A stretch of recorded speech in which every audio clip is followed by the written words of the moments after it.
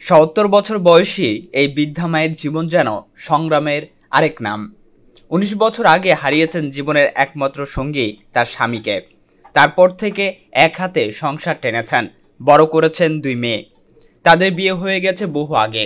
এখন জাইদা একা। তার বসবাস এখন একটি ছাগলের ঘরের কোণে। মাথা গোঁজার ঠাঁই বলতে তাই। না আছে নিরাপত্তা, না আছে স্বাচ্ছন্দ্য। এখন ভাঙড়ি কুড়িয়ে যা আয় হয় তা দিয়ে চাল ডাল আর সামান্য নুনে দিন কাটে। এখন কেউই নাই বাবা, আমি একলা।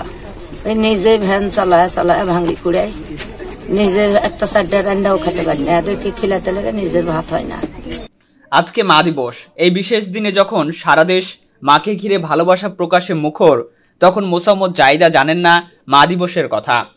জানেন না নিজের জীবনের এই ত্যাগ আর ভালোবাসার কোনো স্বীকৃতি আছে কিনা। আজকের এই মা দিবসে আসুন আমরা শুধু নিজের মা নয়, সমাজের এমন অবহেলিত মায়েদের দিকেও একটু ভালোবাসা আর সহানুভূতির চোখে তাকাই। তুহিন, রাজশাহী নিউজ 24, রাজশাহী।